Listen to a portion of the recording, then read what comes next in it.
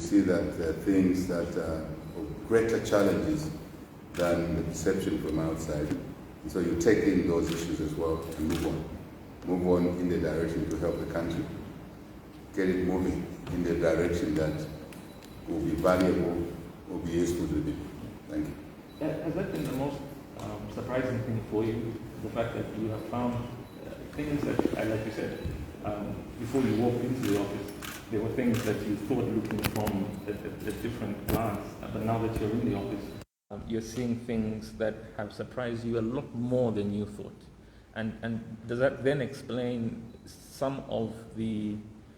Some people say it's slow, so I'll use what they say, the slow pace in which things are happening. And when I say things, I mean change, for example. Not at all. I mean, it's just that it's a different way of working. Let me put it this way. For us, it's a different way of working from what an average Zambian has known for a long time, that governments go in there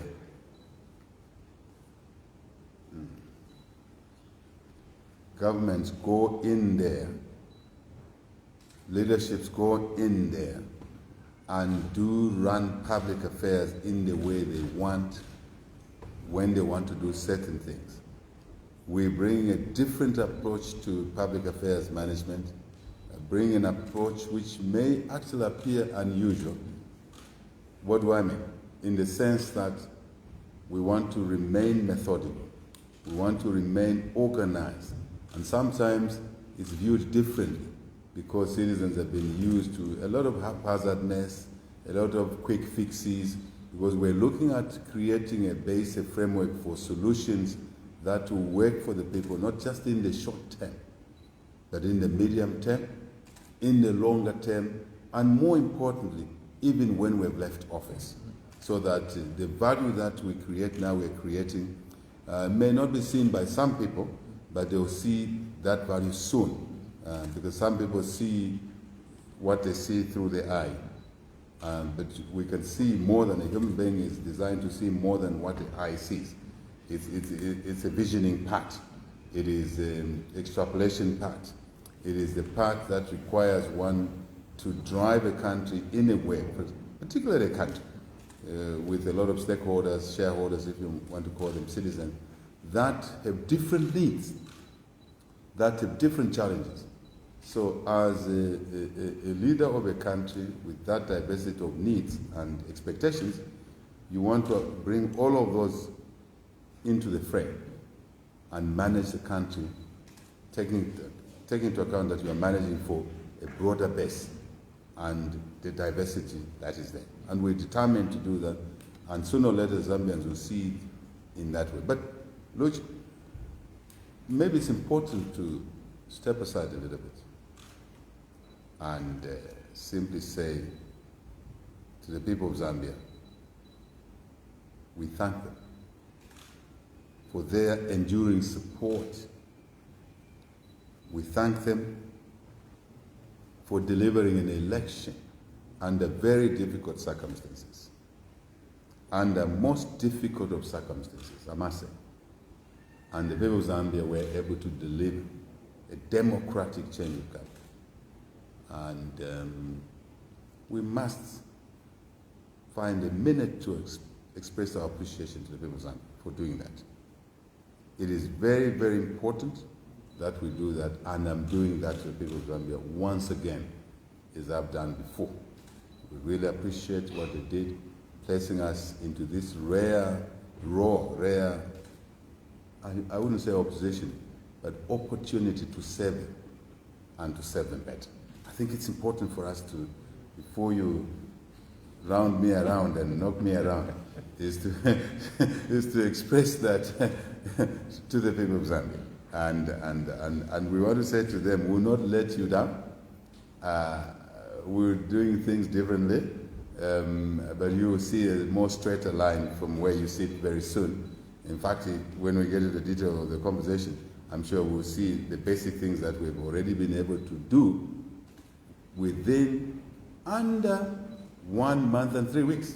As we sit here, we've just been in office 1 month under 1 month, 3 weeks. We're just getting to 1 month, 3 weeks.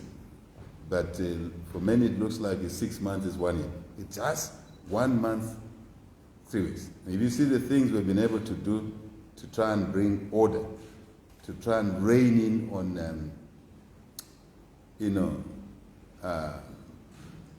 ills of society, obvious ills of society. It's quite a bit, including other things we'll cover now. Very shortly, if you allow me to include in my opening remarks. Yeah, Thank you. Go ahead, if you want me. Right, so I think it's important for me to since we're facing the public, first and foremost, Luchi, to say, when we were outside as an opposition, we made commitments to the people of Zambia. A number of commitments. Some call them promises. We don't call them promises. We make commitments to deliver what we consider as the bare minimum for our people. Bare minimum. One of the things that, we said we'll do is to rebuild the country from different angles. Law and order. I think that's the bare minimum. Who wants to be harassed in a marketplace? Who wants to be thrown out of a marketplace, a taxi rank, a bus stop, like you're a thief? Nobody. We said it before we took this role. We've done it. There will be lingering behavioral negatives. It's human, but we'll rein in on those. And Zambians must feel the freedom. And I believe what I hear is that they're feeling this freedom. And that's important. That's actually barest minimum. Am I allowed to interject? Yes. Okay. Just on the point that you just made. So we have these conversations and we ask the question, does the president know what's actually going on? And so one of the things you just said is this lingering and it's human nature. Yes. I understand that. But I think there is something that you need to know, and that is that there are situations, there are areas in this country where people are being victimized. There is this, now we are in power, we need to do what you did to us. That is still going on. There was a news item the other day in Choma, where there was a situation there. Again, I'm not sure whether that was brought to your attention. But how do you address those instances where members of your party have now begun to take the approach that you did this to us, so let's do this to you? It's human. It's human for members of the UPND and our colleagues in the alliance, because the last 10 years, citizens were abused in many ways, violent ways. And our citizens knew some of the people who were harassing them by name, by location, in terms of where they live. It's only sometimes, depending on who you are and how you look at things, to say, this one took away my market store, so I'm going to do the same now. This one beat me, I'm going to do the same. I sympathize with those feelings, but I disagree with retribution. That's the starting point. And we're providing guidance to the nation that they ought to disagree with retribution, because there will be an endless situation. This group comes in, harasses those that exit, because they were harassed by those when they were in office. Where will this end? We are determined to end this. I think that's the starting point. Clarity in your mind that this is wrong. If it hurt me, and now I want to hurt someone else, then you are lying that it hurt you. Because if you are hurt, you want to end the hatred. Simple and straight. Luchi. I already preempted probably your question by saying there will be lingering behaviors, but from this seat that citizens of Zambia delivered us with the landslide, the youth in particular, they can count on this president, that the president will rein in on these things. And the pronouncements have been made. There is reasonable stability. You really can't compare with what was going on at the time when those hooligans were beating people in Kulima Tower, in everywhere, intercity. You couldn't use the intercity baggage. The relative comparison is that there's calmness now. Freedom Day, Freedom Month, since we've done 1 month plus. It's Freedom Year, it's freedom forever. Now, to institutionalize that, Luch, we need the police to do their work because they are the ones who should maintain law and order. They've been given the political will, they've been given the direction from the executive. They are part of the executive, by the way. They ought to protect citizens. They should do that. But in doing that, we've also indicated very clearly that they must not abuse human rights. You get that? We get that? Because in maintaining law and order, you don't have to go out and beat savagely people, tear gas people, discharge live ammunition, as was the norm. People forget, it's only 60 days ago. 60 days ago, it was bullets at the High Court there. We have members with bullets in their bodies. And the hospitals couldn't attend to them. Now, we have said the hospitals must remove those bullets from their citizens. But in removing bullets from their citizens, we don't want citizens in the name of UPND to sink more bullets in other citizens' bodies. Not at all. That will not happen. It will not happen. Hear it from me. If it happens, then the law takes its course. That does not mean we don't like the UPND members. We love them, but we want them to do things within the law. And that, again, goes to the institutions that fight these things. Prosecution. If there's transgressions where people shot other citizens, the law must apply. The law must. Let me be clear. If you were the one who shot Lawrence Banda in Kahoma, 10, 11 hours in the morning, the right thing to do is to hand over yourself to the police, because the police now must do their duty. They don't need my instruction, the president's instruction. I don't want to belabor this point to say, Luchi, there will be lingering behaviors.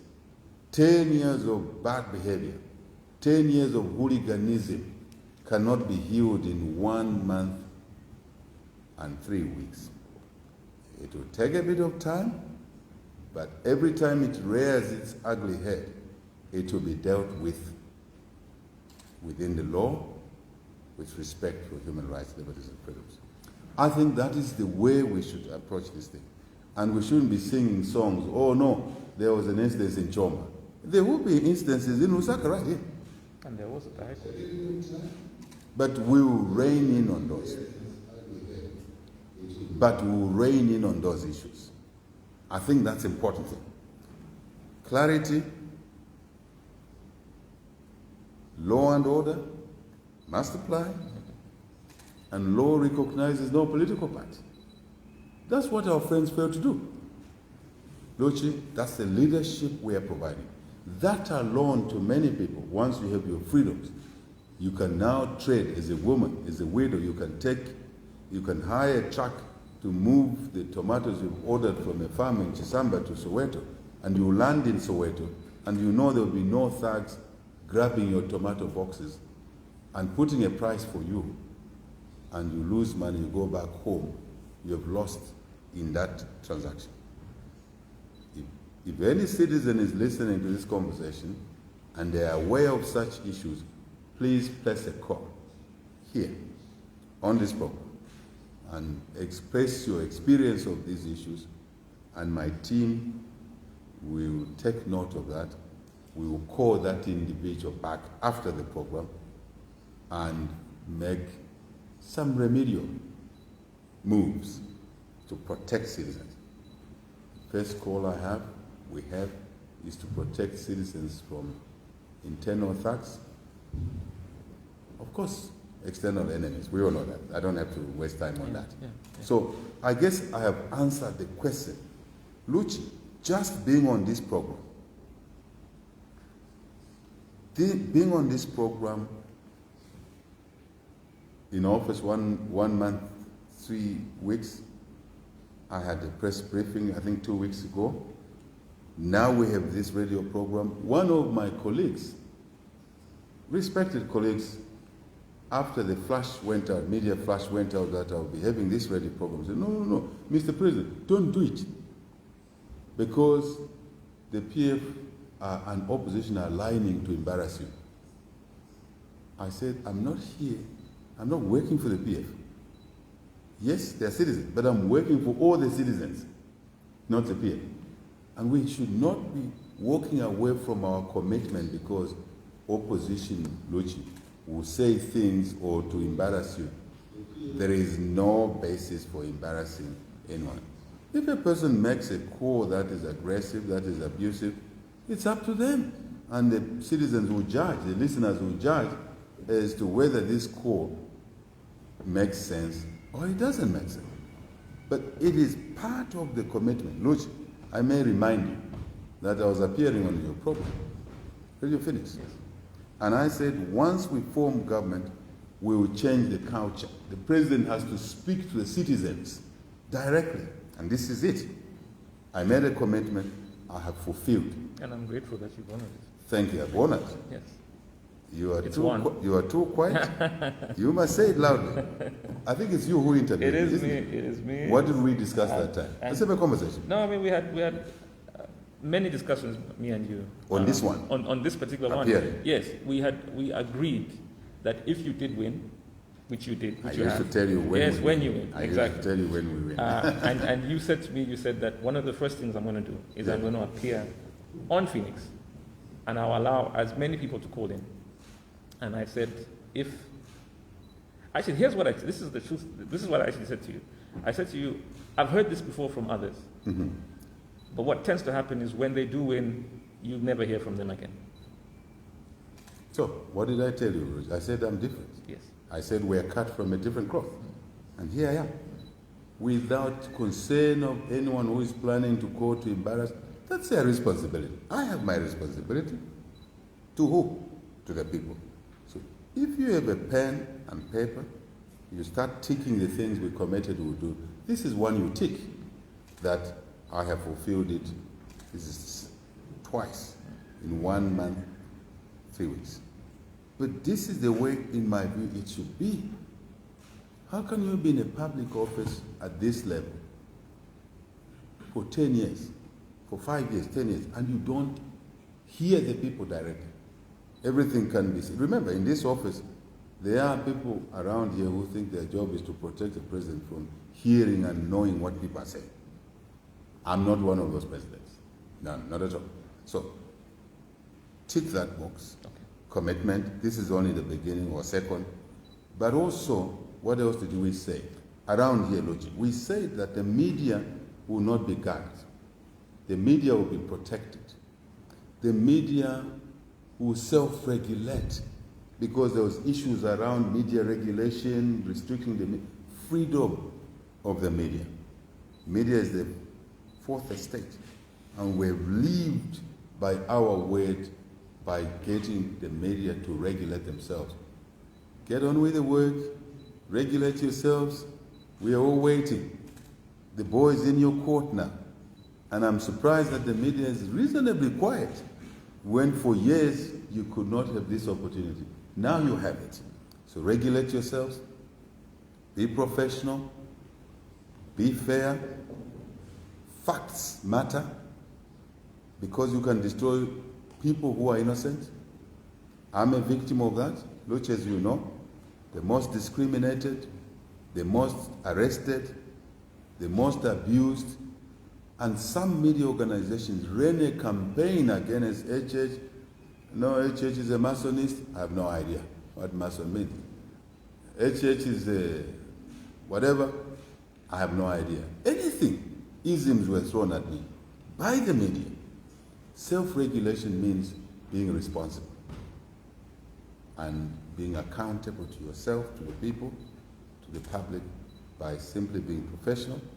Tell the truth. The truth doesn't hurt. Tell the truth. Be balanced. You can't scream headlines without the subject being hurt.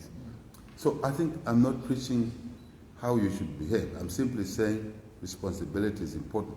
And someone says, oh, hey, church, you're going to create a problem. Because now there will be an avalanche of negative media. I said, no, there are laws already that will regulate excesses, even for the media.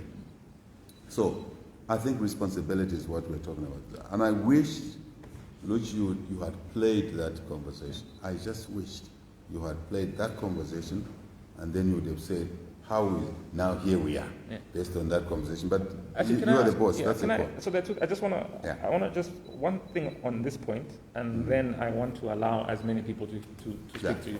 Yeah. So just one or two things to state. Okay, before all you right. open, So you also said one of the things you committed to me was that you would have continuous engagements. Is that something that you're still committed Yes. to? So is that a quarterly? Is it monthly? What does that look like? I think between the media, let's just get organized, because even getting you here as Phoenix has made a few media houses unhappy. Now, this is something we want to grow out of. At a particular engagement, I can only be hosted by one media organization. But if the media organizations organize themselves that simultaneously like this, you'll have 2, 3, 4 radio stations, television stations. You agree that there will be one moderator and a second moderator. If you want a third one from different media organizations at the same function like that, you see the extra chairs there. 1 or 2 other interviewers or moderators will sat here. I have no problem with that. But learn to work together in complementarity. Sometimes people always think of competition. My mind works different. Because I come from a professional home. First, I come from the village where we lived as a community. You realize the value of the person next to you. As hunters, young boys, someone runs faster than you. And when you go out hunting, you want a guy who runs faster to be in front of you, so that the chances of taking meat home is high. But someone raises something you don't know, because you didn't grow up in the village, raises dogs better. There is an art in raising dogs. And so you want a guy that raises dogs better, who know how to catch. Those were those days. Eh? These days we don't want to do those things, animal cruelty, right?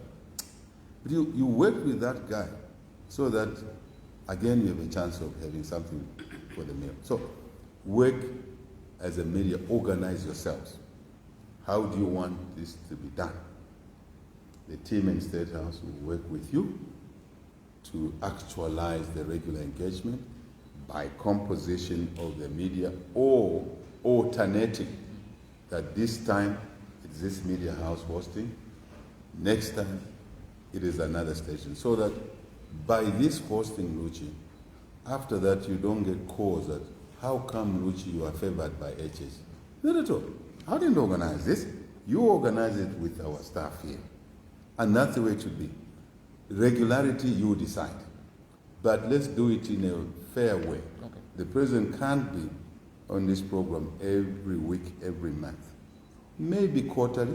I'm only suggesting maybe quarterly, maybe whatever time. Let's agree, we'll be there. Okay. But also there are occasions where you will be able to interview the president frequently. Last week we had a COVID-19 relaunch, and it gave the opportunity to the media who were there to engage. And we will be having such functions going forward.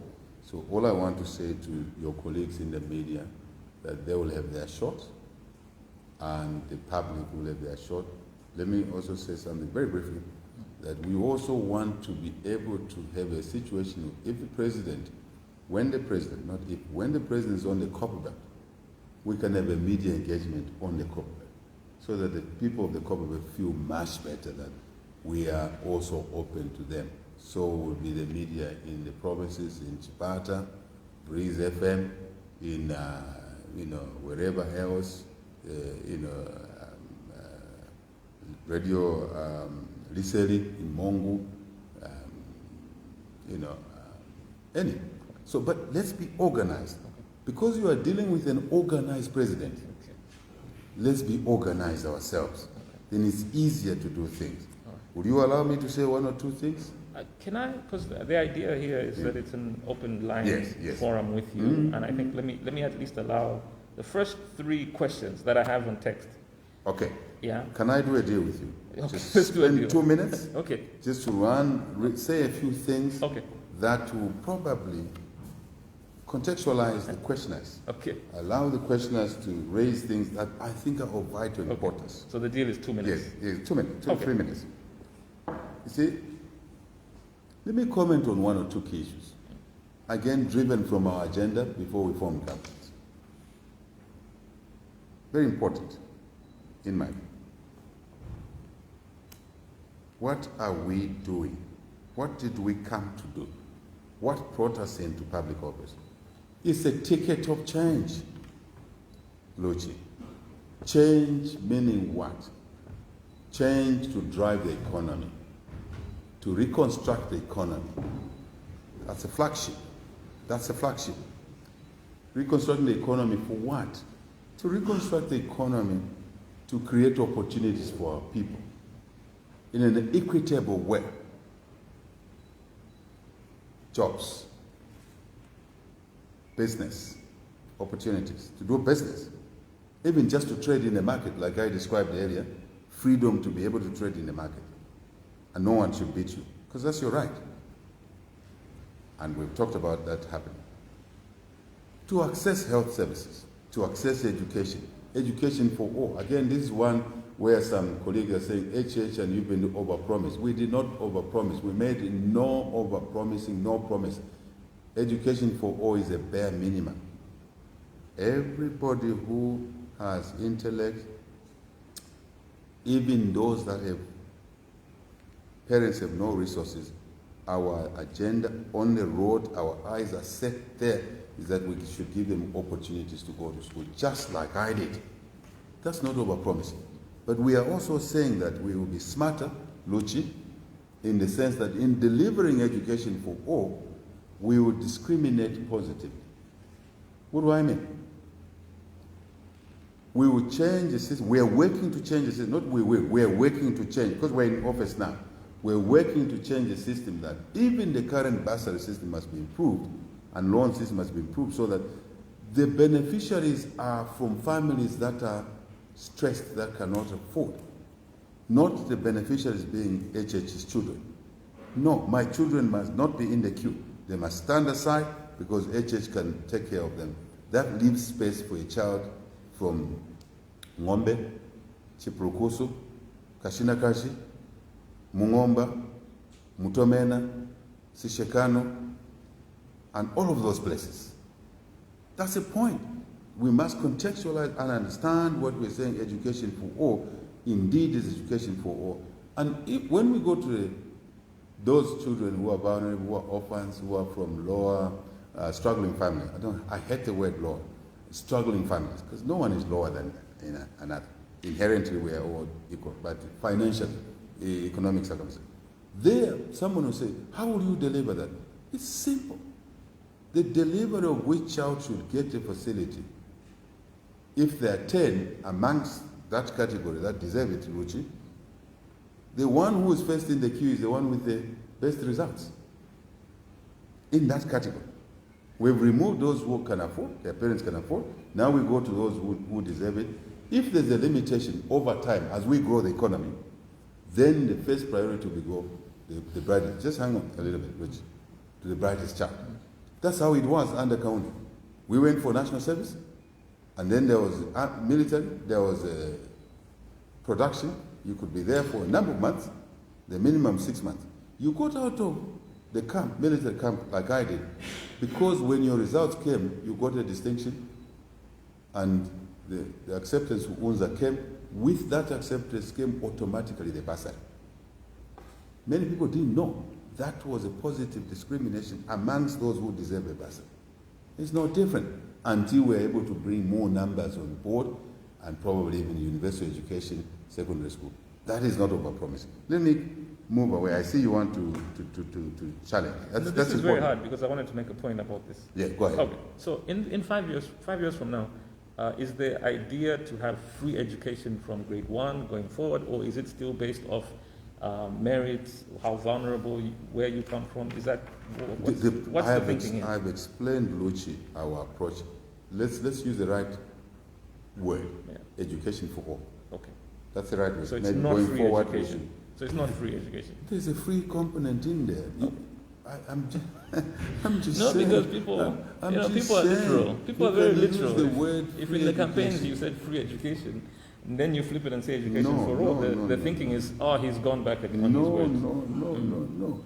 It is what is called, if the resource envelope is limited, you do prioritization. That is what you do in your house.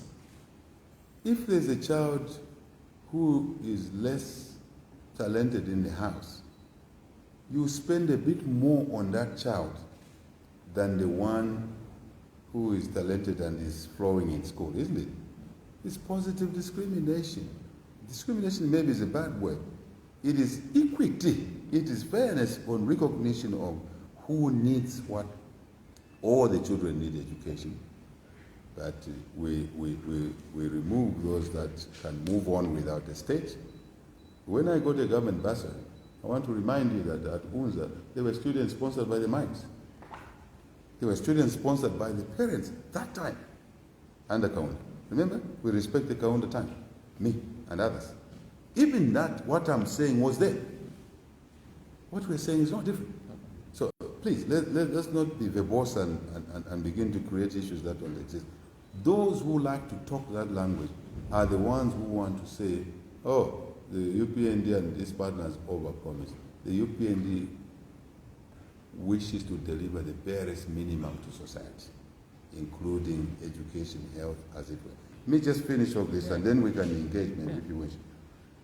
Let me indicate that this is a parameter, this is a platform we're elected in. To do this, to deliver change, opportunity for our people equitably in many ways, we have to deal with a couple of things. These things, because they affect our ability to deliver, these things include managing the COVID-19 pandemic. Because if we don't bring COVID under control, it will constrain our ability to deliver on the change platform for the jobs that we need to create for the youth. Because the economy will not be freely open and flexible, and investments won't come. Remember, we were on the red list, and we worked very hard. It's another deliverable now. We worked very hard. Appointed the COVID advisor, who is seated in this room. There was never anything like that. So that we raised the fight against COVID to State House level and push it working with the ministries, line ministries, health, education, the frontliners, right? We have made a lot of progress there. Luchi, COVID advisor, I talked about that in the campaign, is here. Now we have relaunched the COVID, vaccinations, but masking must continue. You're doing a good job. Masking must continue. And other issues of science, guided by science. But more importantly, manage the resources properly so that we can bring COVID under control. If you check in Europe, look at the tennis matches, Europe, America. Now people go to the stadiums are filling up now. And if you check, very few people have masks. Why? Because they've been vaccinated. So when we vaccinate our people, we have a chance to reopen the economy. We have a chance to create jobs. We have a chance to save lives. Even if we may be challenged in terms of health service care delivery system, oxygen, and other things. Fourth wave may be coming. We're getting ready. So we relaunched more vaccines. Our trip to New York, Washington, is following behind us 1.6 million vaccines, which we were able to negotiate that week we were in the States. This is what this presidency is all about.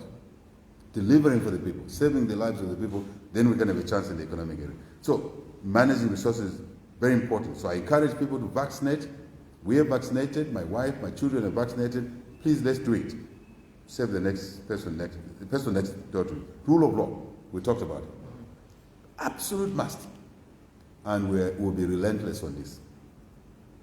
Including what I'll get on, the fight against corruption. No sacred cows, past corruption, present, future. It's challenging, it's risky, our minds are clear. Recovering assets, you see movements there, but we had to put the anchors around there to make sure that the loopholes are sealed, to make sure that what you saw a few days ago, when a matter goes to court, the prosecution will be ready. It should not be happening. But again, old habits linger on. We are raining on that. What else? What else? What else? The issue of decentralization, which taking money, devolution, taking money to the citizen. The budget in our country every year, citizens didn't know. All these years, which when it was budget time, everyone told, government before us told citizens that wait for the budget.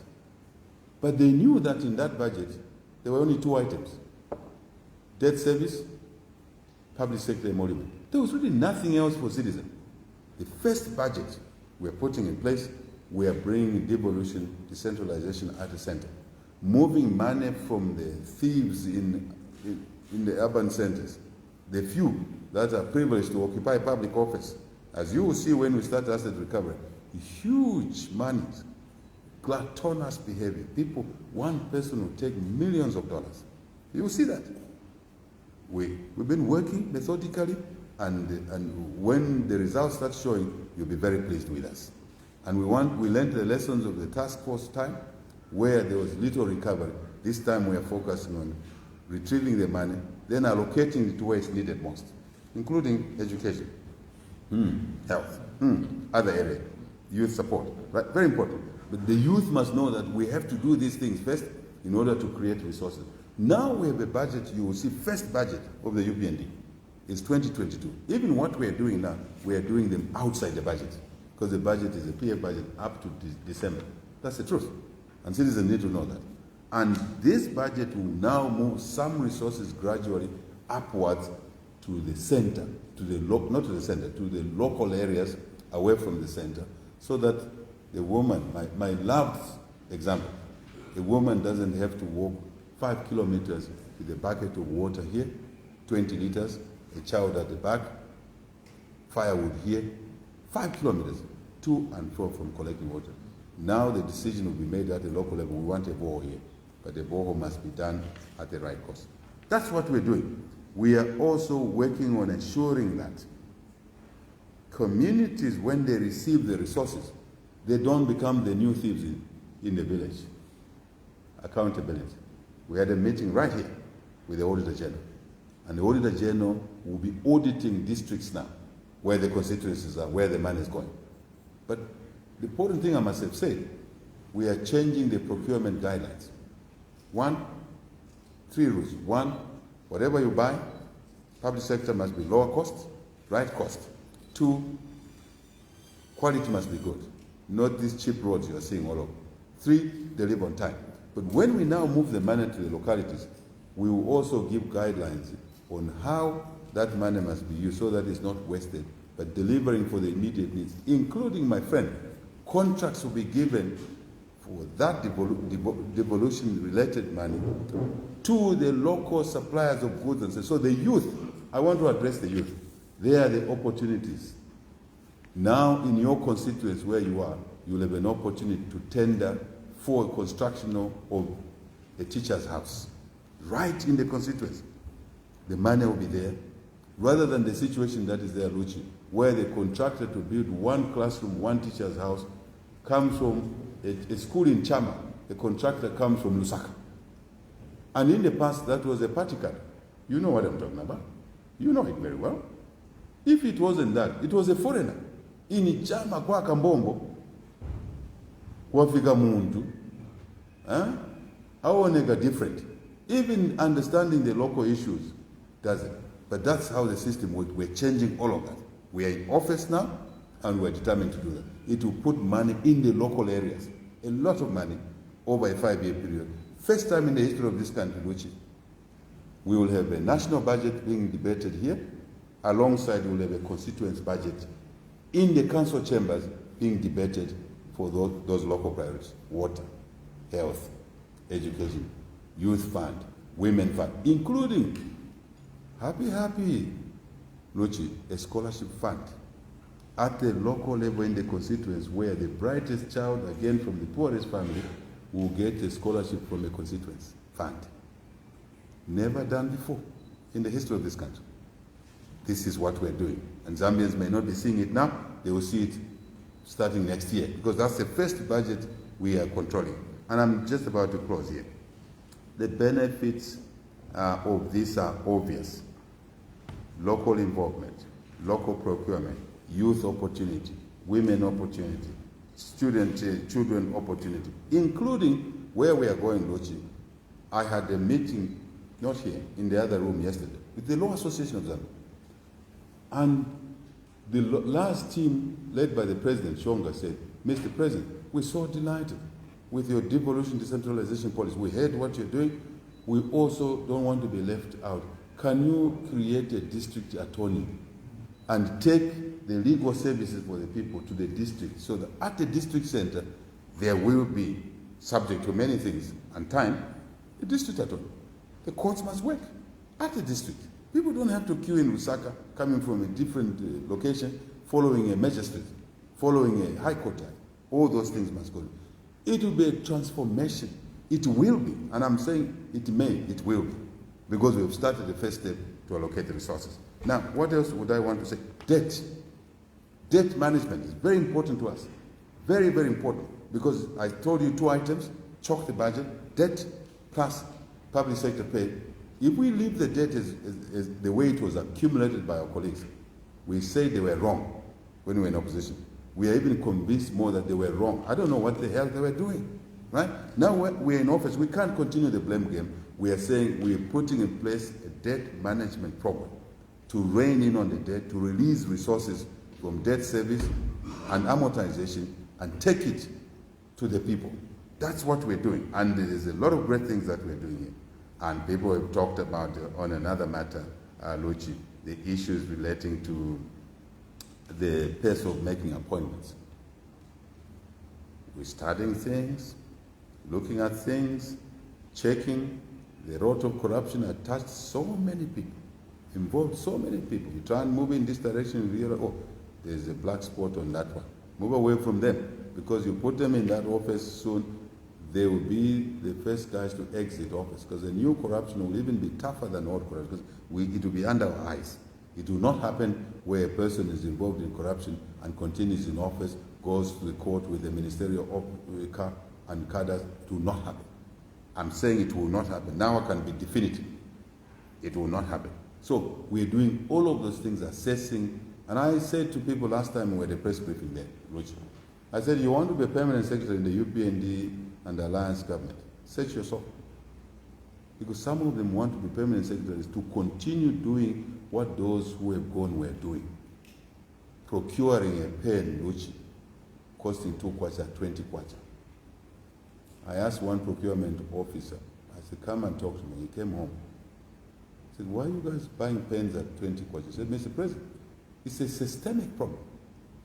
The stealing is all over, across. Because this pen, someone has to give a contract. To give a contract, someone has to have a share. What? This is what's been going on 10 years. He said, yes. So a pen for 2 kwacha is sold for 15 kwacha, 20 kwacha. How many pens do you buy on average in your area? 1 million. 1 million pens? So 18, let's say 20 kwacha, take a number. This is illustrative. 20 kwacha less 2 kwacha. 18 kwacha money from the taxpayer, from a child, an orphan who should go to school, has gone to somebody's pocket. He said, yes. 1 million pens by 18 kwachas, 18 million kwacha. Just one pens. Smallest number. That will not happen. So in placing people, which we are looking at how vulnerable people are they capable to walk the talk? Yes, come through. But also on another side, this is not a military coup. We did not come through a military coup to clean out everybody, because some people can be managed as long as we get the systems in place. Because a military coup, you can shunt out everyone, because everything ceases. Government doesn't cease, it moves on. By the way, if you go to Sikanze police station, the average view was that police officers were OPF, isn't it? But how come HH1 in Sikanze police station? It means that in this police system, people want to change for the things I'm talking about. Okay. So I want to end here and say, patience does help. Yesterday we made changes after reviewing, after checking methodically and lining the ducks in a row, making sure that the ministers came first, diversity, unity, reunifying the country, all the problems are on the table, the PSs are coming through, the boards are going one by one, and then within a short time before you realize that, because 3 months is a short time. It's called short term, isn't it? 3 months, 4 months, it's short term.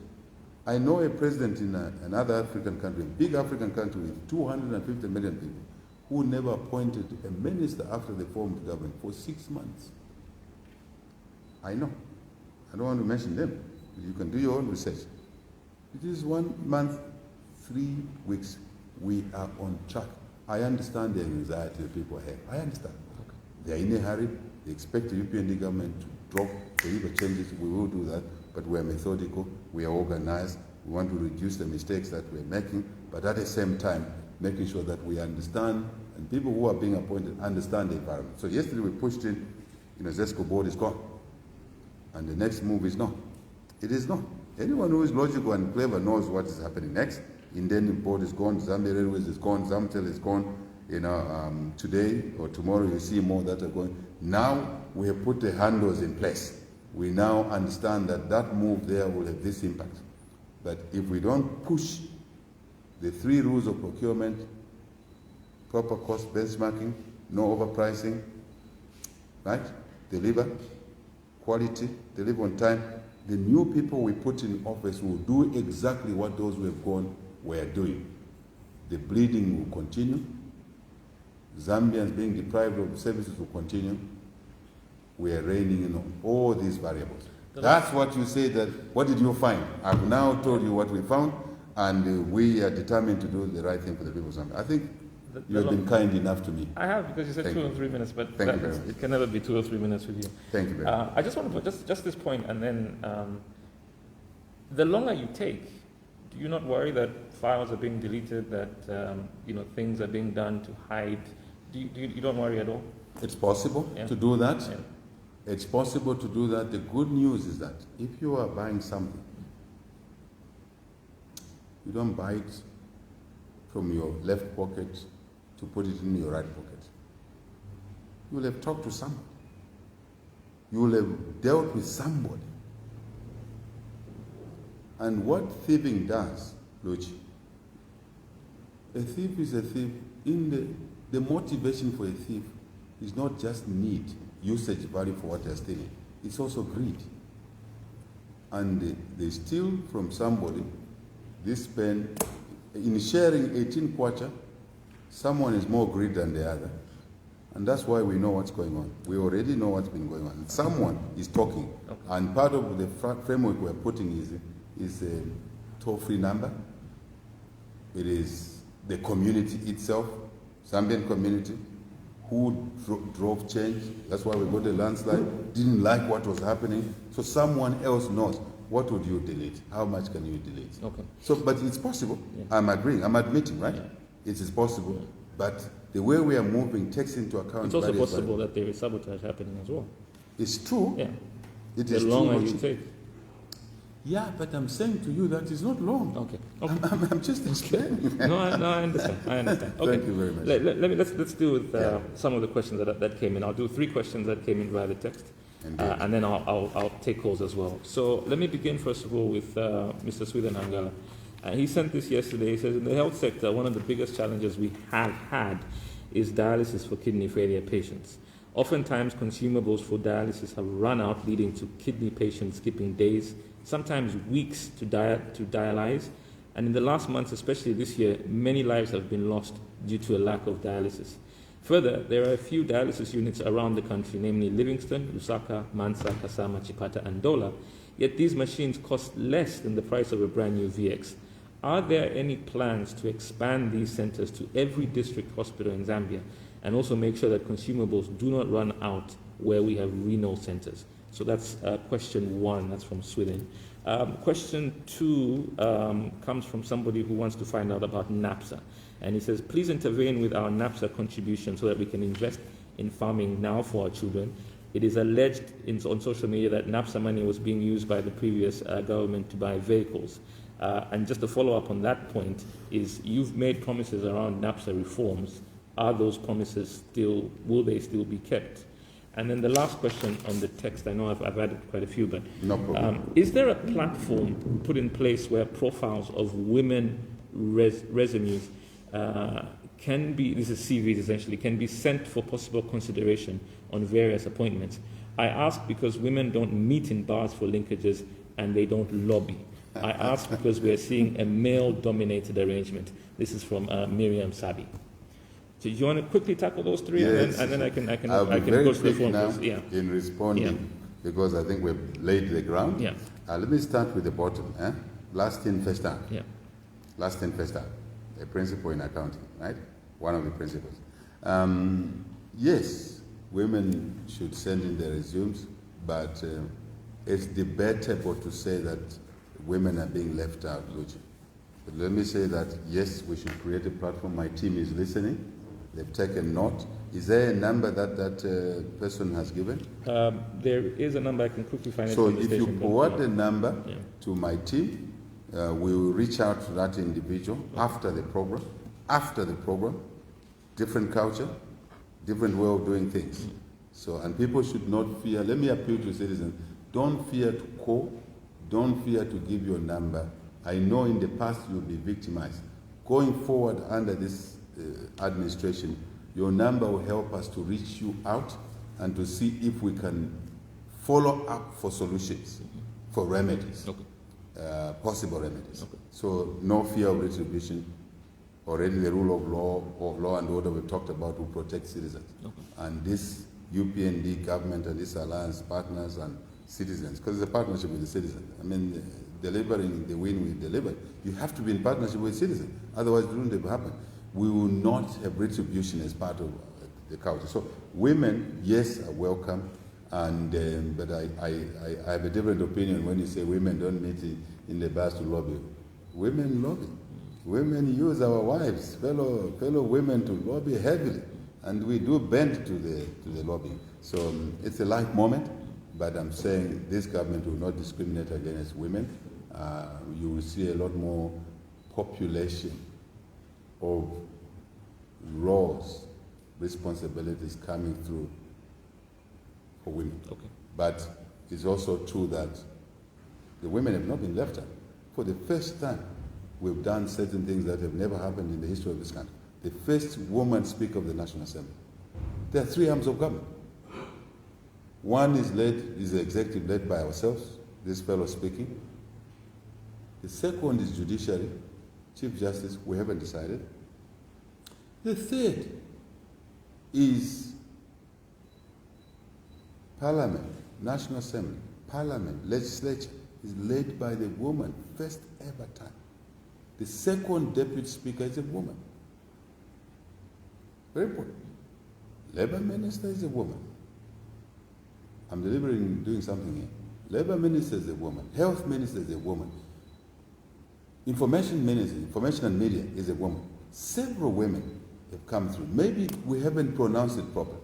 Given the limited number of women who made it into parliament for different reasons, including violence, which we are reining in to allow more women to come through in elective office. Unfortunately, our constitution, which restricted us from drawing cabinet from inside parliament. Fewer women came through from all the parties. Partially, it was a violent environment, which we are reining in. So we expect more women to come through in the next round, I believe. There's an argument, sorry. Yes, there's an argument around, you have many special advisors. You can randomly pick up the phone and call anybody to be your special advisor. And the argument is, but he didn't call many women to be special advisors. Let me make a commitment, which my team may hit me after the program, that PS State House coming is a woman. Okay. The one who will be in charge of everything around here is a woman. Competent woman. Decent woman. How about that? Okay. May return to the subject. Vice President is a woman. There was before in the last government, there's another Vice President, but there was no speaker. There was no speaker. So this is of vital importance to us. So the women resumes, you're welcome, but also be prepared to bring merit on the table. Yes, you're a woman. Yes, you're a wife. Yes, you're a sister, you're an auntie, you're a mother. Bring quality on the table. Share in the vision of running a country differently in the way we are doing. You're welcome, but we'll give support to our women. Okay. The NGOCC came here, right here. We had a meeting, we had a good conversation, and we looked at how we will unblock these rigidities that have not allowed more women to come on board, including when we reach there, the constitutional amendments that will allow more women to come into Parliament, into the council chambers by quota. Okay. So combined with elective office, a freer environment, more women will come through, then I am hoping, which, let the cat off the back. I'm hoping that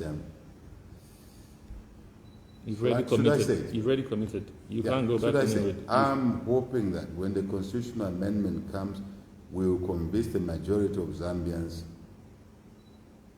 to allow women,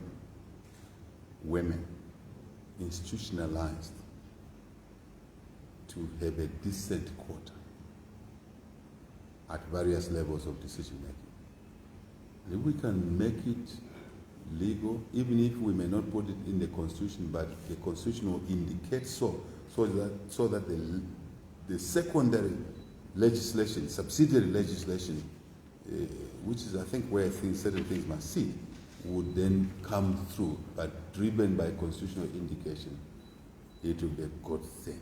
Okay. It will be a very good thing. So I think we have to work together. We discussed with the NGOs. NAPSA issues, indeed. We're looking at NAPSA. We looked at it from outside with the knowledge we had from business. We're looking at it from inside. I will not say more. I don't want to preempt what's going, but our commitment to allow pensioners to access part of their pension to be able to invest like is proposed, absolutely will be on track on that. We will do more than NAPSA. We're actually looking at other funds, other facilities that will allow those that are still working, so before they get tired, they get to 60 years old or 55 years old, they could access funds that will allow them to invest so that they become more freer financially, they become self-employed, to some extent employ children. That's why we've set up this ministry. Everything we say here is connected, methodical. What do I mean? The Ministry for Small, Medium Enterprises was designed to deal with these issues, connected. Some people don't see the connection, we see it. We read it, we understand it. So including the setting up of the green economy and the environment ministry is all connected to allow certain colleagues at certain ages, certain gender or type or age to access facilities that will allow them to be reasonably financially independent. But let me drop something that my colleagues may be angry with me. We are looking at a mortgage scheme. We talked about it during the campaign. We're looking at a mortgage scheme to empower different people who ordinarily would never be able to afford a house. But we want to do it at an affordable level so that monthly the repayments that are required, which are structured, financial, employer, all of them coming, payroll deduction in some cases. For those who are not in formal employment, self-employment, a mechanism is worked on for monthly repayment so that we reduce the default rate. Look, we're looking at all those things. And 1 month, 3 weeks, we're doing a great job for the people of Zambia. And when we finalize those things, we don't want to make too much noise now. We're working on them. So you see somebody. So yes, Yes, to that question, we're looking at it, but it's more we expect to do. And you see that very soon. The Sweden, 100%. I know what Sweden is talking about. Luckily, I know him. I know his situation. I sympathize for people in that situation. I know the COVID advisor is focusing on COVID, but he's a doctor, he's a medical doctor. We need to pick up this issue. Please, colleagues here, and call Sweden after this conversation and say to Sweden, we agree with you. Part of saving money from the thieves, the corrupt, is to put in the health sector, as it is in education, as it is in youth programs. So yes, Sweden. But let's collaborate, because sometimes working with stakeholders, COVID advisor, drives us to solutions which are more practical and allows the limited resources to be used properly. Yes, the answer is yes. Okay. I'm sorry about that, but and we have no excuse to make because it was the previous government. We're in government now. We have to make it happen. It will happen. Okay. Thank you. All right. Let me pick. Can we agree that we'll do 5 sets of questions? Not a problem. My plan was originally 3, You're but the boss. let's do 5. You're the boss. So that we can allow as many people You're to the get boss. in touch with you. Hello. Good morning. Good morning. This is Radio Phoenix. Yes, this is Radio Phoenix. You're live. The president can hear you. Yes, you're speaking to Lushomo Milimo. Lushomo, go ahead. Yes. My question mainly for the president. First of all, congratulations to the president. Thank you. I wanted to find out what his area of focus is regarding to agriculture sector in Zambia. As you have noticed, for the past years, the Ministry of Agriculture hasn't recruited many people. And on top of that, I feel as if the agriculture sector hasn't been given that much attention, because it has got the potential of performing more than it's performing right now. And then my other question would be, how can the president engage us youths who are entrepreneurs in agriculture, because people have been doing so many things on the ground and would love to share our ideas on a national level. Is there a platform for those ideas or for us youths who are eager to bring in innovations? Lushomo, thank you very much. 0978-895-895 if you would like to call us. Hello, good morning. Okay, lost you on that line. We'll do one question per person. Yeah, that's fine. Can have more. That's fine. I'm loving you. Okay, that's fine. You're the other boss. Hello, good morning. Good morning. What's your name? Okay, if you can just ask your question, Mr. Chibembe. My question goes to His Excellency. We are all civil servants that are critically ill, and some may need some transfers from one place to the other in the process of trying to access health services. So, I'm just asking when the government will consider lifting the ban on transfer for civil servants. Okay. He would like to know when you're lifting the ban on transfer of civil servants. Yes. Okay. All right. 0978-895-895. Hello. Good morning. Good morning. How are you, Luchi? I'm very well, thank you, sir. What's your name? Yes, you are talking to Lee. Lee. Go ahead, Lee. Yes, bakateka mwabuka shani. Twavuga bwino bali mulishane. Twabuka. Kulishane kunganda. Kulishe bwino bakateka mwe. Kulishe bwino. Yeah, I think the question, Mr. President, I want to ask you is, in terms of job creation, sir, I think you have heard something on social media saying for the next 5 years, there will be nothing like recruiting police, Zambia, National Service, prisons, and the army. So how true is this issue circulating on social media, sir? Okay. Thank you very much. 0978-895-895 if you'd like to call us. Hello, good morning. Good morning, Voucher. Morning, Is that sir. Radio Finis? This is Radio Finis. What's your name, sir? Okay. My name is Gregory Tembo. I would like to speak to I've got a question for His Excellency. Okay, go ahead. All right. Your Excellency, good morning and congratulations on your victory. Thank you, Atembo Maukabwanji.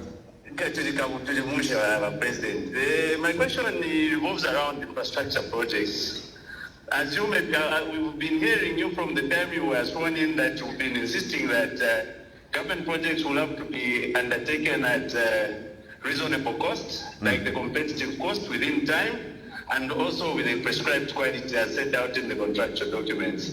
But I noticed that most of the projects government has been undertaking over the years haven't been delivered on time because of the bad payment system from government itself. As you may be aware, Mr. President, government payment system are very bad. You see, most of these, like NGOs, I'll give you an example, pay within 30 days.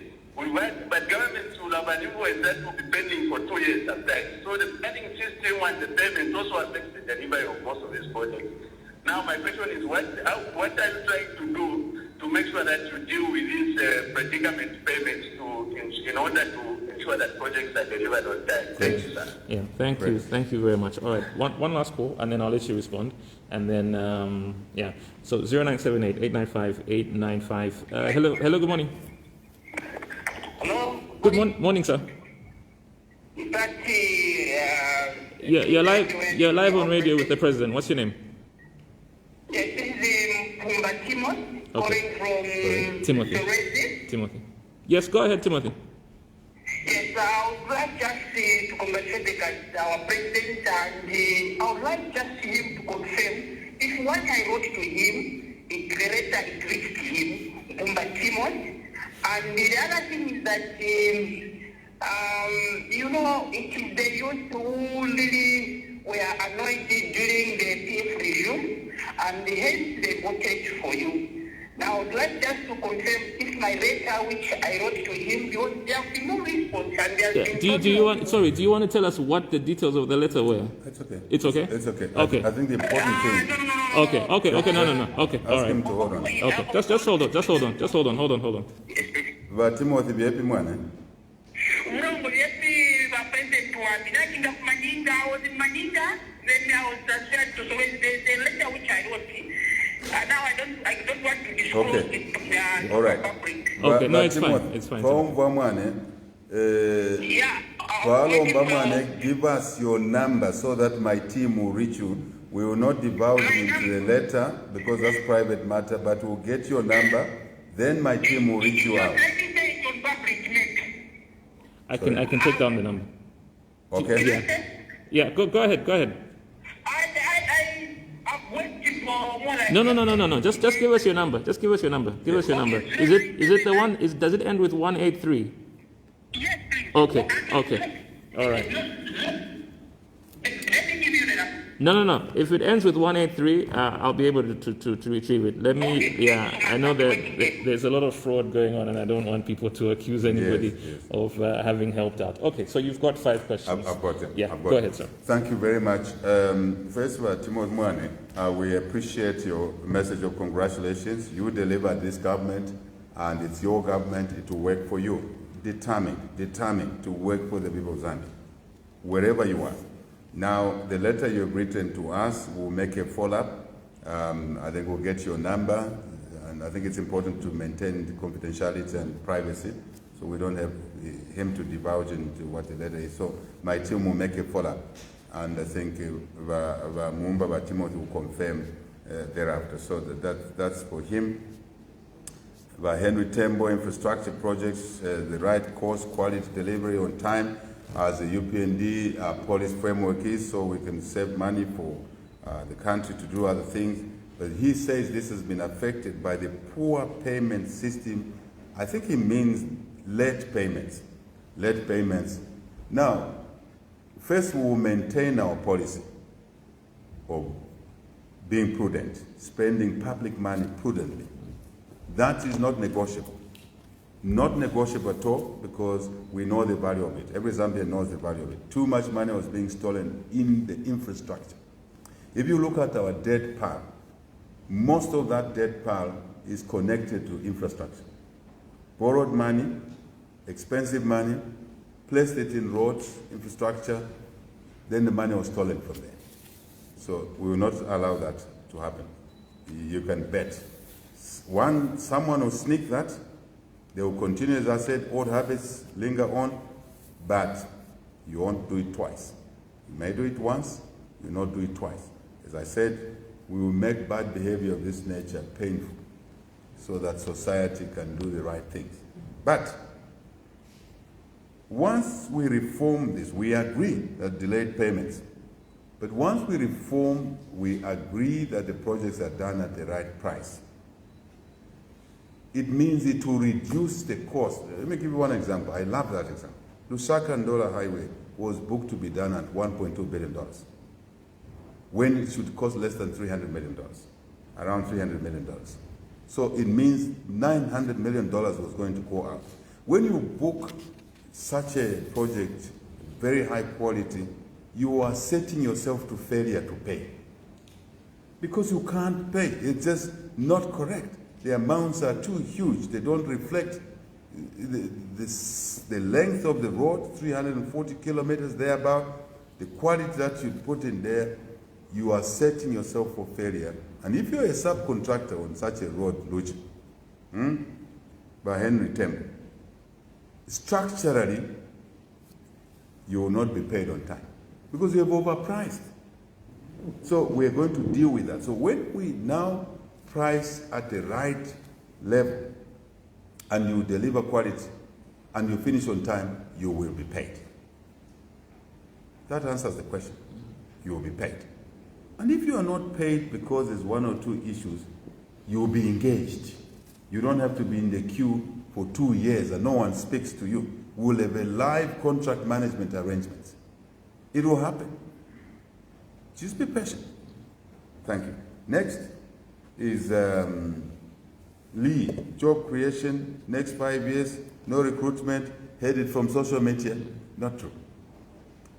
It is not true that everything you pick from the social media is correct. I want to help Zambians. I want to help. From my personal experience, I make decisions on 3 parameters. First parameter, I hear things. Verbally, I read things on social media, I don't believe them.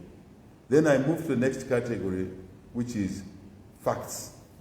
I drift from the mountain of information I receive, because social media is alive 24/7. You check at 02, people are still posting to each other. So the freedoms bring other things, right? People then circulate even things they've just been tagged on. They tag it to many other people, and someone picks that as the truth. No, not right. Move to facts.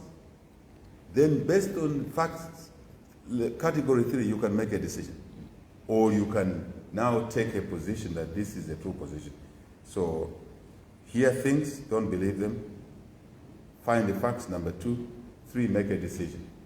Or no decision. It's a decision, actually, because now you know what is true. In this budget, let me repeat what I said. We are working on a budget we inherited. The only way you spend government money, direct, largely through an instrument called a budget. You call it a budget. From my past scenes, we call it an instrument for generating revenue and directing expenditure. In simple language, you call it a budget. Generally, government money is spent through the budget. The first budget is 2022, which is being finalized. The draft will be presented by month end, this month end, first draft of the UPND ever budget. And in there, earlier you will see, I talked about devolution, taking money from the center. You will see it. Substantial amounts of money. Never happened before in the history of this country. It's part of our transformation, part of our reforms. Give the money to the owners, not to masqueraders privileged to sit in public offices and abuse, even fertilizer. I'll come to that. In there, Lee, you will see employment of, as we promised in the campaign, nurses, medical staff. You see teachers as an example. And we promised. Again, Luchi, tick the script. That's the beginning now. 22 budget is the first opportunity we have. Outside of direct public resources managed through the budget, we're working on what we call off-budget. I don't want to call it off-balance sheet, but I want to call it off-budget arrangements that will allow us to bring programs, to bring projects, facilities through our travels, through our networking. One of the things we're doing, Luchi, is to bring value to this country, to the people of Zambia, through our illustrious business network, developed over years, credibility. I used to talk about it. People were questioning that. Even you used to question me about it. Now you've already seen the value. The value includes us taking a week out, first trip, we come back with 1.6 million doses of COVID vaccines. Nobody does that. Unless you have some respectability, you are networked, there will be more coming. Okay. But there will also be items, facilities sitting outside the mundane public resources in the budget. Okay. But I've made the point by giving an example. Lee, what you heard is not true. Wait for the 29th or thereabout of this month. You'll see in that budget talking about employing such as nurses, medical staff, and teachers. Debate settled. Debate settled. Shibembe. Some civil servants are critically ill. When will be the ban on transfer of civil servants will be done? Perfect. First, I'm sympathetic to those civil servants that are not well, to those Zambians, to those citizens who we love most, those that drove us, gave us energy to seek public office until they delivered us here. We are sympathetic to all of you and your family members. And we are here to find some remedy, some healing, some solution. The issue, by the way, that's why we want the health services delivery to improve. Critically important, very important. So now, for those transfers, they will be lifted very shortly. Because what we found out is that we were being sworn in, some ministries, some permanent secretaries, some departments were now employing people out of their own discretion, sending people to foreign missions to circumvent us re-looking at this issue. Remember, we said we want to reunite Zambia. And there was a pattern in this country where appointments in the public service and local government was only given to people from 2-3 regions out of 10 provinces. And you could see the mad rush to send people, to transfer people, to promote people. That was mischief. That's why it was placed, that lead was placed. But even now, some people are sneaking in 1 or 2 things, as I said, Luigi. But we're looking at it, somewhere reversing, so that we can bring equity at that level as well, and bring in a bit of merit. I'm being polite here, so that delivery can improve. Okay. So it will be lifted very soon. It was well intended, although some people breached it, but we're monitoring, we're checking. Some sneak 1 or 2 things. Okay, we'll rein in on that. And the changes you are seeing now coming through include some of the situation where somebody, I'll give you an example. We record some ambassadors and high commissioners. And somebody around decided to record so many other people without the authority, fixing people that they didn't like, and then prepared a list to dispatch to replace those people without recourse to appropriate authority. Sneaking in that, that's mischief. We dealt with it 2 days ago. That person is gone. It's not that we hate them, but you cannot be mischievous when the government is trying to do right thing. They are gone. There'll be 1 or 2 more along those lines, so that we can all stay in line for good reasons, so that one of our dreams, personal dream, which I'm pleading with colleagues to accept, is that 56 years after independence, some families in Kaputa, in Chama, have never had a son or a daughter in a foreign mission. So we want to pluck a family member from the remotest area, some of them, send them in a foreign mission.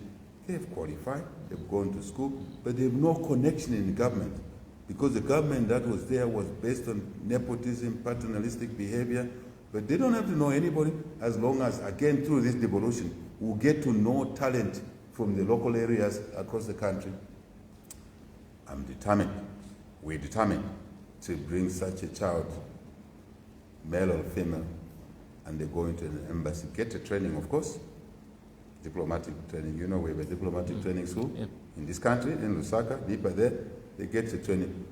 Then out of Kaputa, there is a diplomat who has no links to a minister, to the president, HH, and they're in a mission.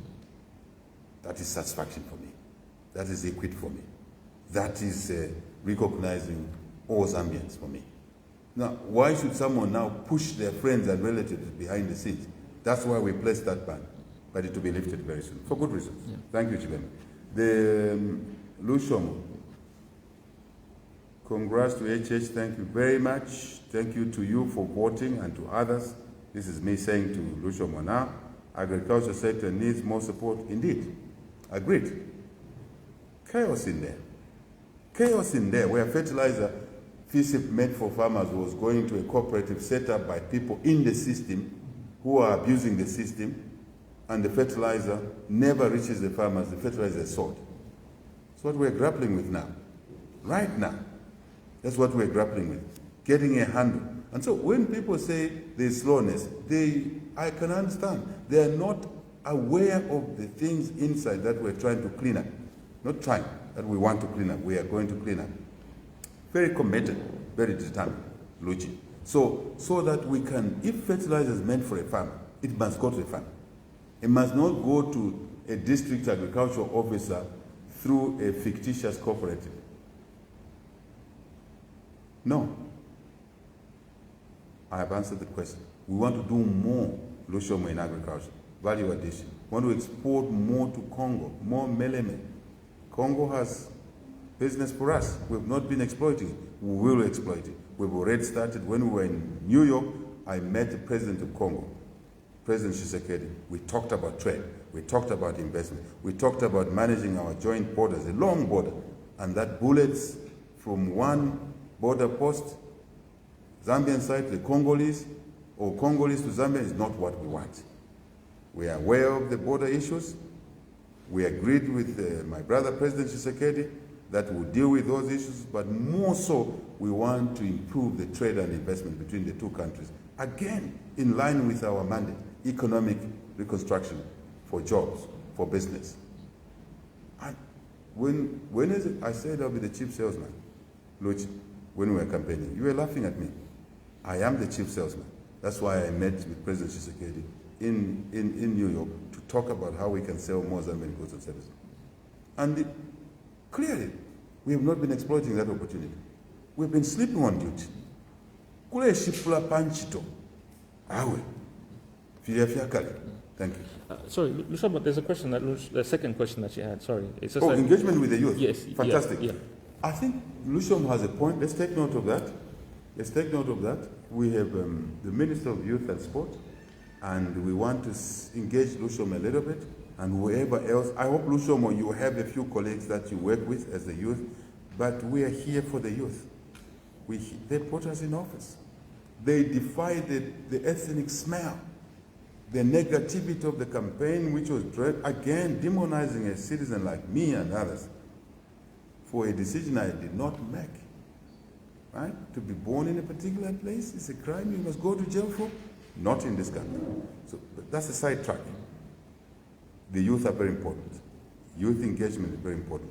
SMEs was set up for that ministry. There's something going on in the Mukula Lochi now, where people are abusing the Mukula trees, and we've agreed as a small team in Vice President, myself, a few ministers, and our service teams, to rein in on this cancer on Mukula, and where the rampant export of Mukula, the revenue doesn't benefit the country and the youth. Here's an opportunity where in the timber, natural resources, we can bring youth businesses through licensing restrictions and Muluchi, you love this, positive discrimination. So that the license go to the Zambians, the youth, the women, and they can do something, including the CDF, the devolution fund we're talking about. We want our timber, our mukwa to be applied to make desks in schools through this devolution fund, decentralization. I stand here, Luchi, and say, we do not want to see Zambian children sitting on the floor in a classroom in a constituency somewhere, because the money is coming next year.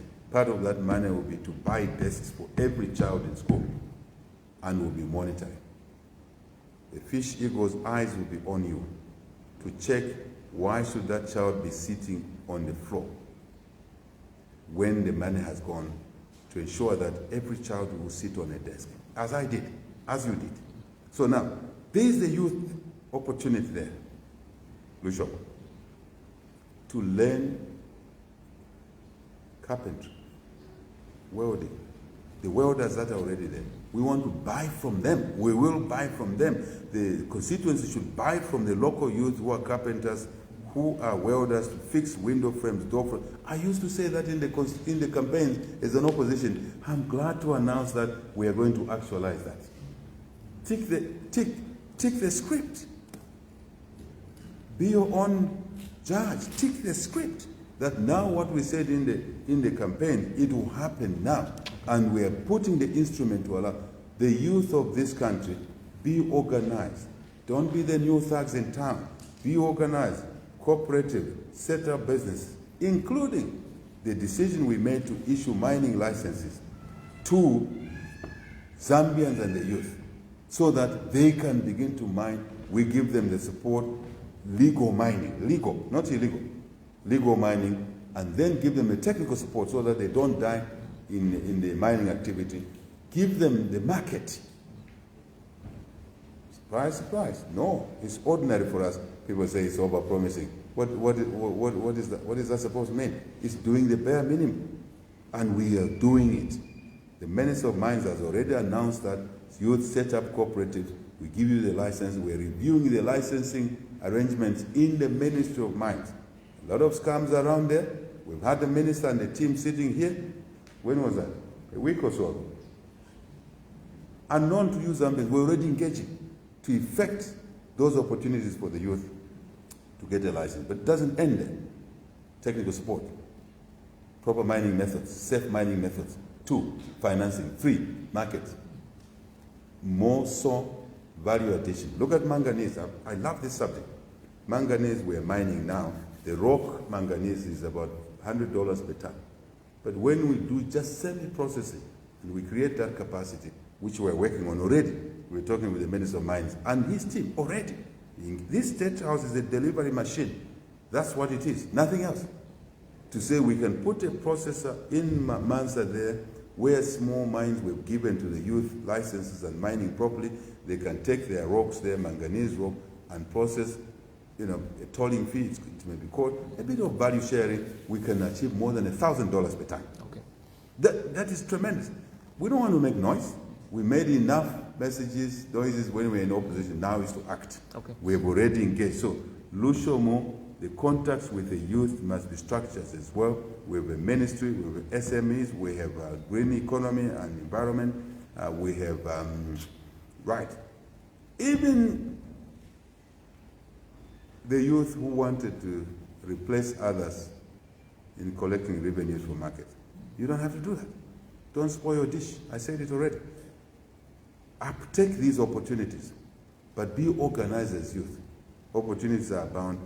It will not happen in 1 month, because we have to do these administrative changes as to who is issuing licenses, how are they issuing licenses, but it's all coming up together. For me, it's a picture that I can see 5 years ahead, 10 years ahead. Okay. And let's work together. Thank you. There's a policy question, so I'll do 3 text messages and then I'll do five more calls. No problem. There's a policy question around retirement age. Somebody talking about, this is a teacher, And actually, just on that point also, when it comes to teacher employment, maybe you can touch on that.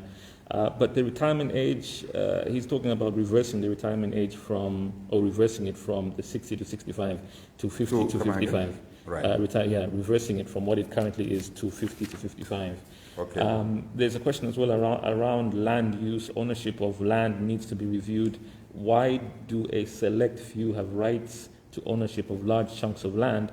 Then they sell it to a poor worker at exorbitant prices. The owners of these large pieces of land were in good books with the past regime. It's not fair to treat citizens in such a manner. And just on the point that you were making with Lushomo around micro, small, and medium enterprises, Gilbert says what we need is a strong support institution to implement government policy decisions, other than government be the policymaker and implementer. So how soon do we expect the transformation to happen? Because it is here where lies the answers to youth empowerment. Very good. Yeah. Can I start with the last one? Last thing. Gilbert, the thing is that the policy that we put in place was based on consultations as a manifesto with the public, knowing and being part of the community that these are the things that trouble the community. Isn't it? Very important. And we put a policy, we put them in the manifesto. The citizens went to vote on the backdrop of our manifesto. It means they love it, isn't it? Mm-hmm. That's why they voted for this government and this alliance. Step number one. Step number two, we are now in office to implement those policies. Which policies are already in the public domain? They are known. Of course, we'll tinker around, meaning that will improve here and there, isn't it? To take account of variations, changes that have been occasioned by many factors. I don't want to go into that. So the answer is that we are not going to be just the policymakers and walk away. Let me announce something that has not happened, because it will happen this week.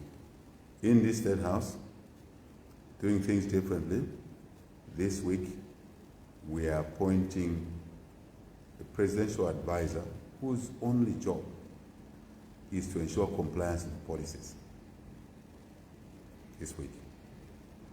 Police compliance advisor to the president, like COVID advisor. He will be working with the ministers. He or she. He or she.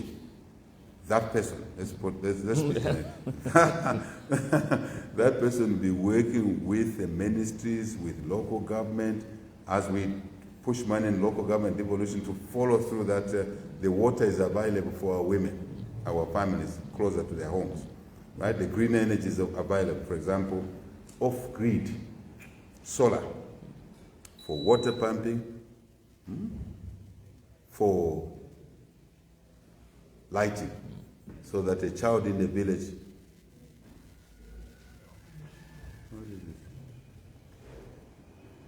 for a child, happens everywhere, I didn't know. I'm a new occupant here, so I'm learning things.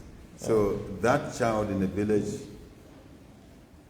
Luchi, can have access to lighting to study at home in the village through solar power, off-grid.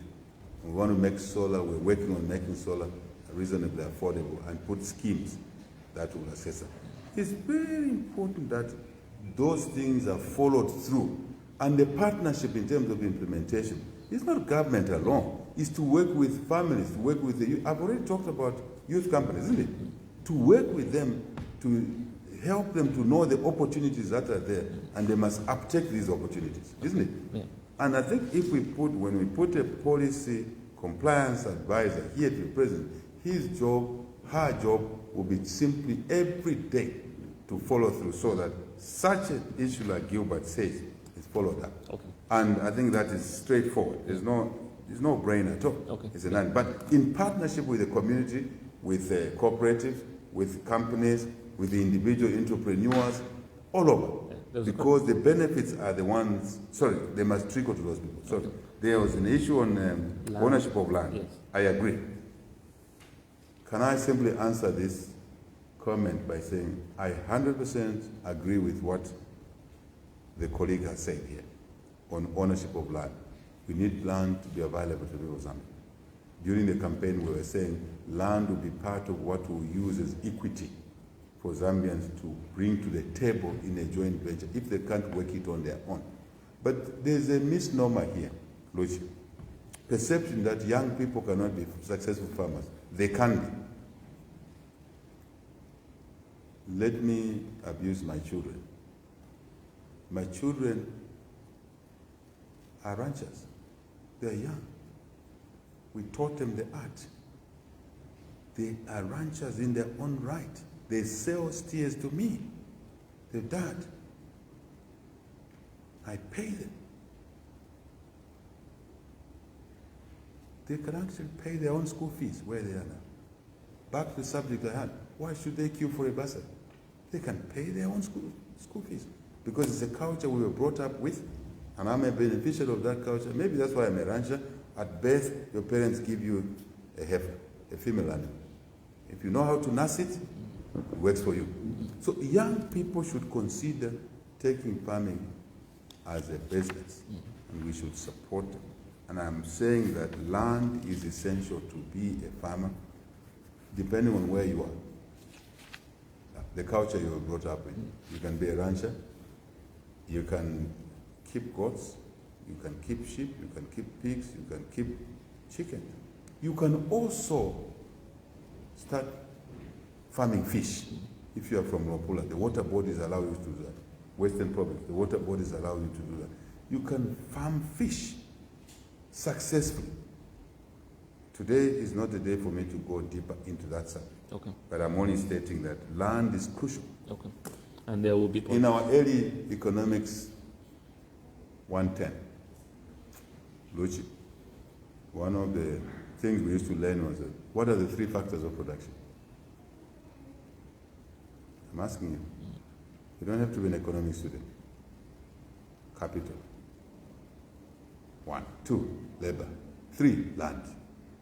So we want to actualize that. So I 100% agree with this colleague, and it's not just making land available to Zambia. We want to ensure that someone doesn't walk in from a foreign country and tomorrow they are controlling 20,000 hectares of land. Did they carry it in a suitcase from where they're coming from? No. How did they get it? Who gave them that land? Those are the questions we want to answer. Okay. Yet a Zambian like you not even be given 1,000 hectares because there'll be so much noise in the whole country that Lucha has 1,000 hectares, but a foreigner comes in, has 20,000 hectares. What do they do next? They parcel it, they subdivide it and start selling to Zambians. It will not happen. Okay. There was a question on retirement age. Yeah. I have heard that. Okay. There's a debate going on, 60 years versus 55 years. My team, can we log in that issue, take it to labor, and if it's possible to have a number for that colleague, not because that issue affects that colleague alone. This is a national debate right now. And in the campaign, we heard a lot, people expressing what they feel. And so I think we should achieve consensus very soon, working with the unions, Luchi. Our approach is consultative, working with the Ministry of Labor, working with employers. What is called a tripartite deal, cancer platform. Tripartite. What is that? Labor. So we have to talk to workers, including young people, those in employment. And through there, they're represented by unions in some cases, but in others not. 2, we work with employers. 3, and remember, government is also employer, but 3, government. That's a tripartite partnership, and this is a critical subject. It has a lot of appeal to me as an individual. Okay. But I'm only an individual, but I have my views, very strong views. One of the things I believe in that if people left early and they're given some support in terms of capital before they even leave and prepare themselves, they will be able to live on their own and they don't have to stick like a tick on a payroll to a point where they crowd out their own grandchildren at the bottom. So if people left at a certain level, they allow grandchildren to enter into employment and program or age or opportunity, then the more youth come in place. But If people leave, Luchi, we have to ensure that their benefits are attended to. You can't shun people out and their benefits. So these are some of the reforms that we are working on. Okay. So please take the number. Do you have the number? I have the number, yes. I'll forward. In fact, what I'll do is, because I came in with 19 pages of text messages. 19? 19 pages. It's very popular, isn't it? Yeah. So your team tells me that we have to end at 12 o'clock. So what I'll do is, let me take 3 questions via the phone, and if you can be as brief in your responses as possible. Are we in agreement? Okay. 0978-895-895 if you'd like to call us, 0978-895-895. That's the number you can use to get in touch with us this morning. Hello, good morning. Hello, good morning. Hello, good morning. Hello.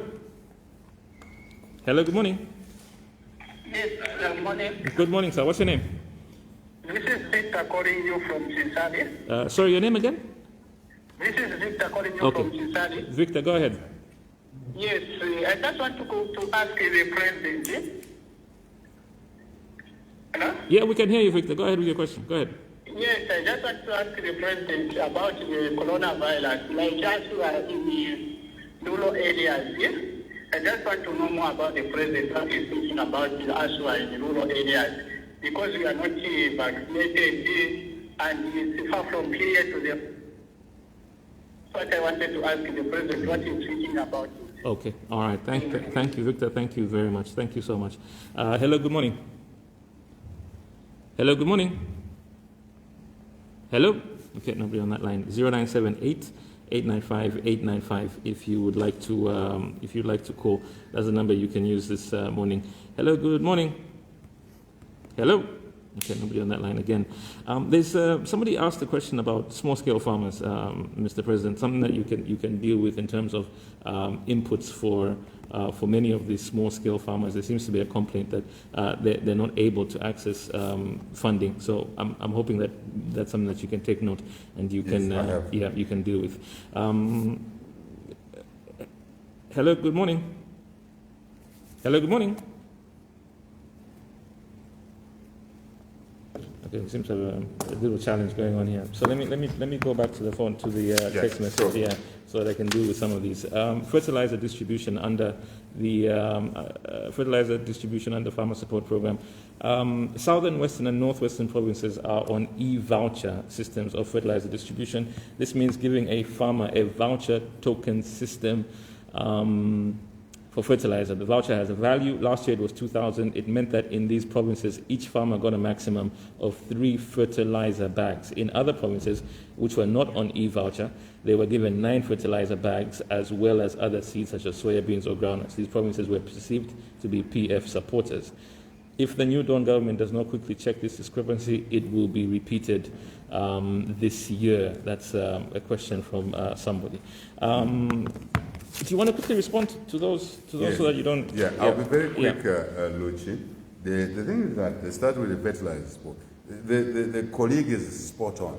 There was discrimination in the distribution of fertilizer in this country. Some provinces, to be specific, Western province were discriminated, Southern province was discriminated, parts of Lusaka were discriminated against. And some provinces were given more fertilizer than others. We have made a decision that will be fair, will be equitous in this country. And you know why that was happening. It was a political persecution, and it will not happen going forward. We're working on equalization, even as late as this year. I'm saying even as late as this year because this year, the fertilizer program, the procurement of fertilizer, all farming inputs were decided by PF. For the first time, in fact, PF decided to give the contract for fertilizer supply for 2 years instead of 1 year in order to lock out UPND in the event that UPND came into office. Mischievous, isn't it? Absolute mischief. So we are working hard. That discrimination was going to continue even in this season. As per plan as we sit now, we are reviewing it only yesterday. Only yesterday. We are working, Luchi. The discrimination is to continue. And although it's a late hour, There are other challenges I don't want to talk about here because we'll be issuing a statement around fertilizer and input support very soon, following the work that is going on. A lot of issues, I think, are coming through. I don't want to preempt that, but I can comment that our intention clear to equalize, to be equitable. If I say equalize is wrong, to be equitous is right. Equity meaning fairness based on various parameters. What are these parameters? Number of farmers, right, in an area who qualify, and then appropriate distribution of inputs to those. Certainly we will take away the discrimination. As late as this year, we are working to see how we can ameliorate that discriminatory tendency that went on for years, not for 1 year, for years. And these are the things we want to heal in our country. It was not correct. And when you heard people, provinces agitating, some people who didn't know what was happening were just saying, why are these people making noise? They were being discriminated against. You can't do that to your own citizens. So we want equity across the 10 provinces of Zambia. Equity based on the factors that, one of which I've just indicated here. The number of farmers who qualify, the farming culture activities in that area, all of those factors taken into account. So we're working on that. Going forward, next year, you will see a better program of distribution. In fact, we're working to move away from just fertilizer and seed as the focus. Remember, I think it's Lushomo or somebody who talked about agricultural potential. We want to move towards what we call agricultural support program, which will look at not just inputs, but of course, remember in our campaign, we're talking about working towards lowering the cost of inputs. Very, very important, extremely important, because then it lowers the cost of production, which will help deliver food for our people at a lower price. We're working on those commitments. I'm now going to promises, but commitments to our people. So now, what else? What else? There was okay. around okay. there. So going forward, we'll be working on dealing with those issues. But agriculture is of vital importance. Employer, on the farm, processing, revenue, local currency, foreign currency. We know these opportunities will be working towards them. There was an issue on small-scale farmers, inputs, funding is a problem. I think it's connected, isn't it? It's connected. Okay. We will make sure that we address those issues, particularly in the next season, which is the first time the UPND and this alliance government will be in a position to direct resources in the needy areas. Okay. You will see that happening. Victor Chinsali, Victor Varishanu Koko Chinsali Mkwai, and thank you for calling in. I think he called in, isn't he? Called in. And he talked about the coronavirus, that the rural areas really have not been attended to in the program. I think information, what we do is I ask you to help us with a number. No problem. So that Dr. Chilengi, the COVID advisor, can follow up, talk to Victor, get a little bit more information, and through that and other conversations, we see what we do. But our intention is to cover the whole country. Remember Thursday, I talked about something there at the youth center, Commonwealth Youth Center, which was that there's what is called in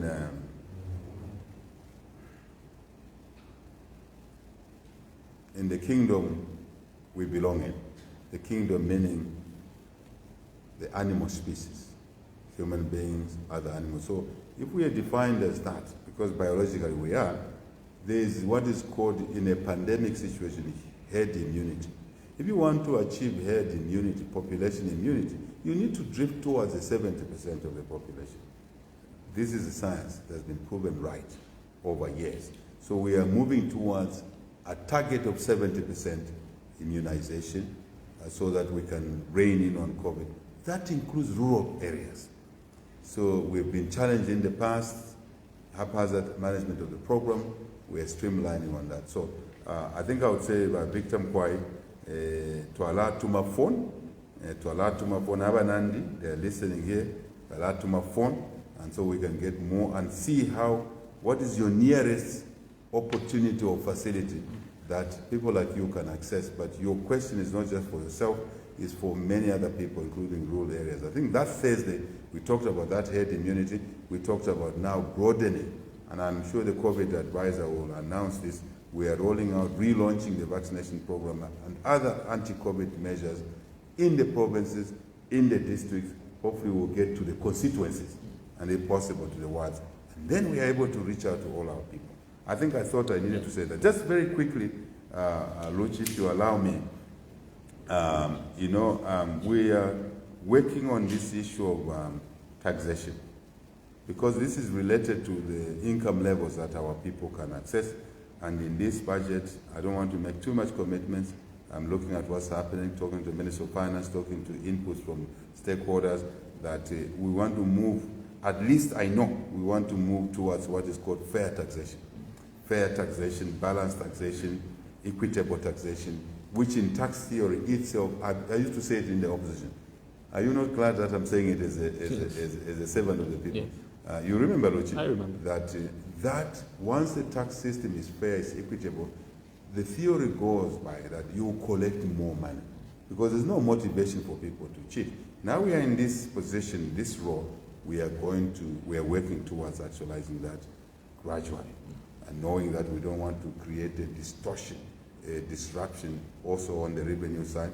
But the truth is that if we get it right, and we tend to get it right, reasonably right, it will bring more revenue, even though it's at a lower rate, even though it is probably. I mean, I'll tell you that. Is that now? Sorry, is that now? I said we've started already. Okay. The budgeting process is okay, on, so this but is the now. road is on now. Okay. The very things we were saying when we were in opposition is what we are doing. Let me give you an example. Some council rates for properties encourage property owners not to pay rates, because the rates are like you are buying a new property. Now, you are creating an environment for default there, but we'll be engaging with the councils. We'll be engaging with lands. I come from a different background. If certain fees, rates, charges don't earn you money, they earn you limited amounts of money. But if you turn the page and look at the usage of that asset and focus on encouraging usage of that land, usage of that building, so you encourage somehow to avoid empty buildings, unproductive assets, you move towards bringing the assets into production, you generate tenfold more revenue. It's a paradigm shift.